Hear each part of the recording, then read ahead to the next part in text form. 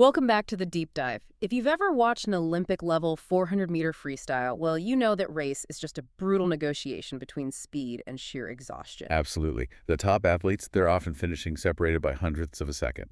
It's incredible. But what happens beneath the surface, how they actually manage their stroke mechanics, that seems to be the real difference maker. That's exactly where the science gets fascinating. Okay, let's unpack this then. Today we are doing a very specific deep dive, trying to discern those subtle technical differences that really separate the fastest swimmers in the 400-meter front crawl.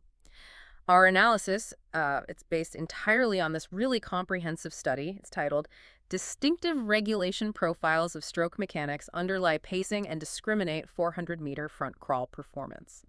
Quite a title. Yeah, it is. The authors are Antoine Bouvet and Nicolas Bideau, and you can find it in the Journal of Sports Science and Medicine, Volume 24, pages 891-900, published just this year, 2025. Got it. It's a pretty current research. Very. And their mission was, well, pretty ambitious. They looked at 157 all-out 400-meter trials, swimmers ranging from, highly trained club swimmers right up to the elite international level. Oh, it's occurring. And they use some sophisticated statistical modeling. It's called Hierarchical Generalized Additive Models, HGMs for short. Okay, so what does that actually let them do? Essentially, this advanced model let them track continuous, lap-by-lap changes in technique, and crucially, connect those tiny shifts directly to the final performance and the pacing strategy used. So not just averages, but the dynamics within the race. Exactly. They were tracking pretty much every technical decision the swimmer made in real time as it unfolded. What's fascinating here, I think, is the focus on the how. We already know who wins, right? You just look at the clock. Right. But the 400-meter event, it's particularly punishing because water resistance, it just increases exponentially with speed. It's brutal. So this research, it goes way beyond simple split times. It reveals the underlying kinematic abilities, the actual mechanics of the stroke that these athletes need to continuously control their speed, protect their energy reserves, all while fighting off overwhelming fatigue. So it's like a blueprint for the winning technique, not just the time on the board. Precisely. It's about how they achieve that time. Okay, let's establish the foundation here. What core variables did they actually measure? They focused on three key things that really define the physics of swimming performance. Right. First, stroke rate, or SR. That's simply how quickly you turn your arms over, your frequency. Okay, simple enough. Second, stroke length, SL. That's the distance you travel forward with each complete stroke cycle. Arm pull plus recovery. Makes sense. Distance per stroke. And third, this is a really insightful one, I think. Jerk cost, or JC. Jerk cost. Okay, that sounds a bit technical. What is that measuring? It is technical, but it's essential because it quantifies stroke smoothness. Jerk, in physics, is the rate of change of acceleration. So when we talk about skilled swimming, that feeling of gliding through the water, we're often talking about reducing intracyclic variability, making the pull and recovery smooth and consistent. Right, finding that sweet spot coaches talk about. Exactly. A low jerk cost means you have that smooth, highly efficient pattern. A high jerk cost, though, that indicates a jerky, uneven motion, which, even if it feels powerful, probably burns energy much faster. So jerk cost is kind of like the efficiency tax you pay for. Yeah. Well, for sloppy or inconsistent technique. That's a great way to put it. It's the cost of applying force inefficiently. Okay, got it. SR, SL, and JC for smoothness. Now let's talk pacing. We all know the 400 is grueling. What did the study find about how swimmers manage their effort? What was interesting is that pretty much every swimmer, from the slowest group they labeled G1, right up to the fastest elite group, G4, Yeah. they all shared this common, almost inescapable pacing profile. The reverse J-shaped curve. The classic fly and die. Okay. Almost. Fast start, then a slowdown. Exactly. That profile is characterized by a rapid start, then a noticeable speed drop as, lactic acid kicks in during those middle laps. The tough part. And then, hopefully, if you've managed it right, an end spurt, a kick at the finish. So that reverse J is kind of the default human response to going all out for 400 meters. It seems to be the population's default, yes. But here's the critical distinction they found for those elite G4 swimmers. Okay, how did they differ? They achieved success by actively reducing the overall variability within that common curve. Their start was actually relatively slower, more controlled, compared to some of the intermediate groups. So they didn't go out quite as hard. Right. And that protected them from that really severe speed drop in the middle laps. By minimizing that mid-race energy debt, they were then able to execute a significantly greater end spurt than anyone else. Ah, so it's a strategy, a more balanced, controlled expenditure that leaves something in the tank for the finish. Precisely. Controlled expenditure leading to explosive finishing capacity.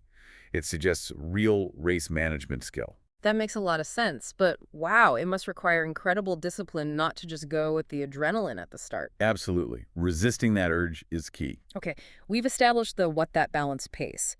Now let's dive into the how, the specific mechanics that actually make that balanced pace possible. Where did the G4 swimmers set the technical benchmarks that others couldn't reach? Well, the analysis pointed very clearly to one decisive technical factor: maximizing distance per stroke, or stroke length, SL. Okay, so longer strokes are better? Generally, yes, but it's more nuanced. Okay. The study mapped the relationship between average SL and overall performance time, and it revealed this critical nonlinear trend. They described it as a logistic shape. Logistic shape, meaning the gains aren't constant. Exactly. Performance gains were strong initially as SL increased, but they started to experience diminishing returns. The study called it attenuation once swimmers got past about 1.1 meters per stroke, up to around 1.5 years per stroke. Okay, so if I'm swimming along and I manage to increase my stroke length from, say, 1.3 meters to 1.4 meters, I'm working really hard for maybe only a tiny improvement in speed. Hitting a wall. That's the idea. You're hitting that zone of diminishing returns. And most good, well-trained swimmers, they operate within that attenuation zone. Right. But here's the breakthrough finding for elite performance, for that G4 group. When they pushed their average SL above that second inflection point, the one right at 1.50 meters per stroke, they saw substantial, non-attenuated improvements in performance. It's like they broke through that barrier where others stalled. Wow. That 1.50 meter per stroke threshold, it was identified as a unique, decisive characteristic, something required to truly maximize 400-meter performance potential. Okay, that 1.50 meter mark sounds incredibly difficult to achieve, let alone maintain over 400 meters. If most swimmers are kind of stalling out below that, doesn't pushing for that extra distance risk a complete technical breakdown later in the race, where they lose efficiency entirely? That's absolutely the challenge, and that's precisely why it distinguishes the elite. It requires exceptional technical proficiency and, frankly, strength endurance. So how do they manage it without falling apart? They have to couple that incredibly high SL with a very carefully managed stroke rate, SR. The study found the optimal combination, particularly for the fastest swimmers, involved keeping that high average SL at least 1.50 meters, paired with an average SR pretty close to 70 strokes per minute. 70. Okay, so it's not necessarily about having a slow stroke rate, but a highly efficient one for that length. Exactly.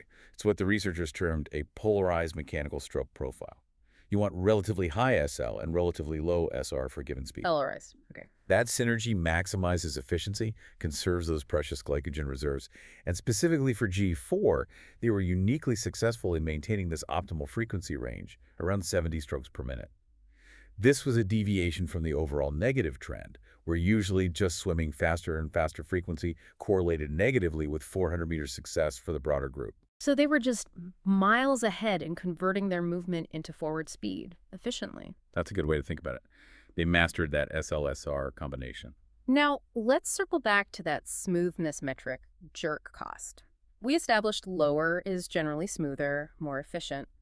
But intuitively, you think fast swimmers are powerful, and power might imply a jerkier stroke sometimes.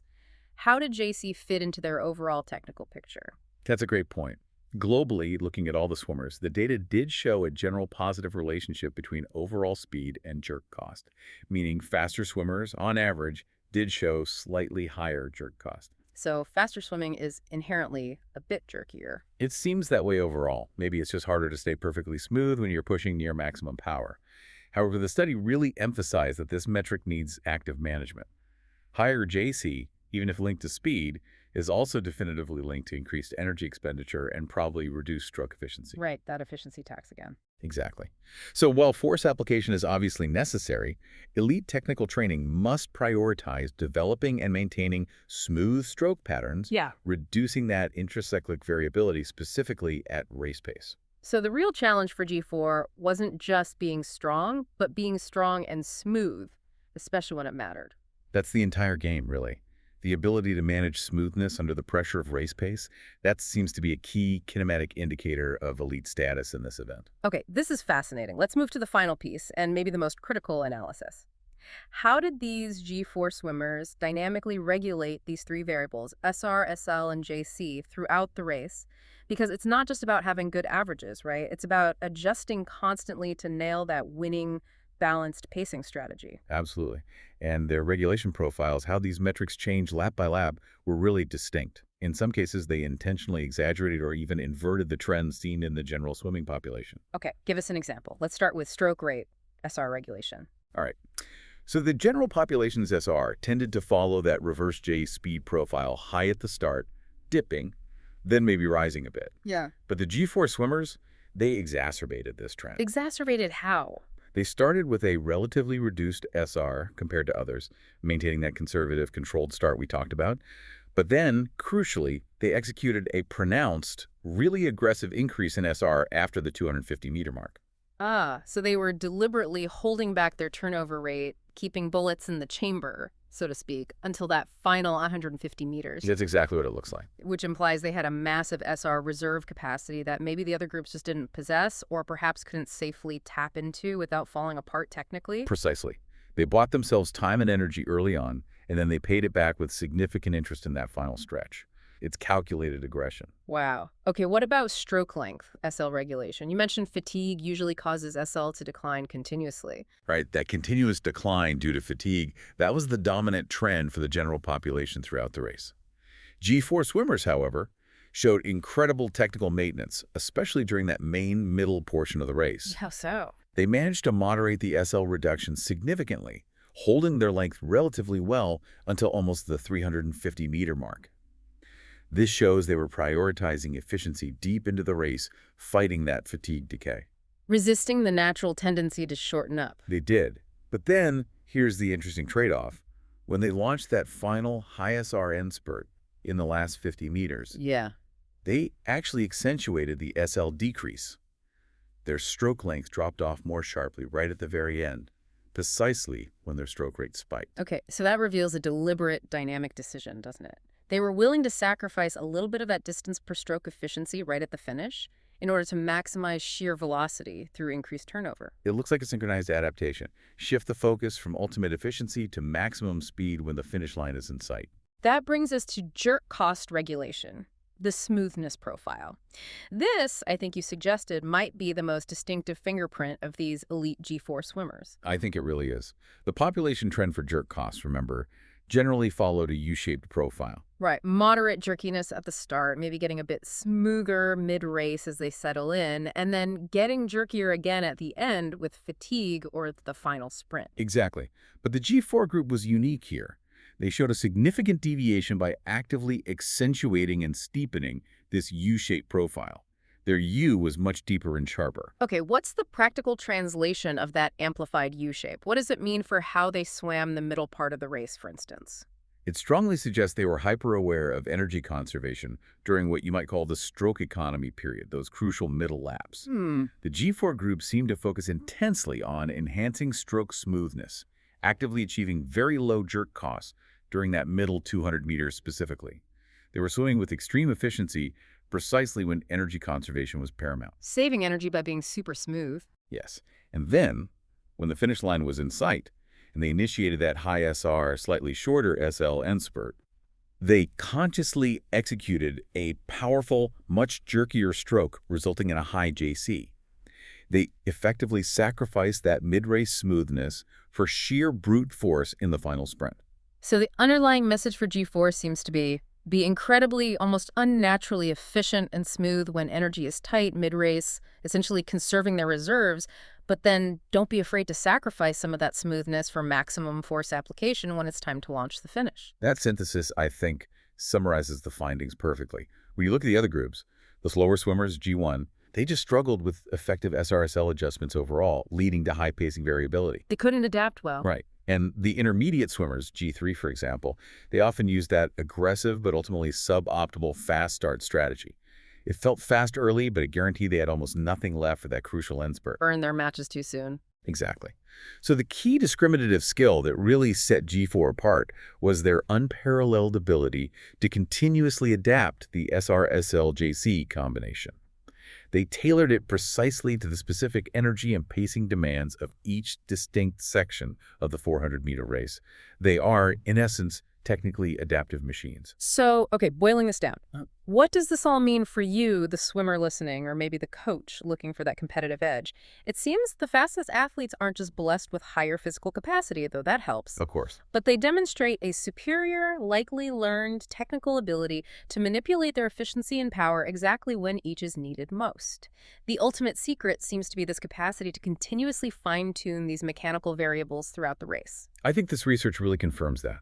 While reducing that overall pacing variability is crucial swimming, a smarter race, the successful execution of that smarter race hinges entirely on the underlying technical regulation skills. And that dual picture you get from the study, seeing the shared universal patterns like the reverse J pacing curve and the U-shaped JC profile, but then seeing how the G4 group intentionally amplified or deviated from those patterns, that really clarifies the distinct kinematic abilities needed for 400-meter excellence. Yeah.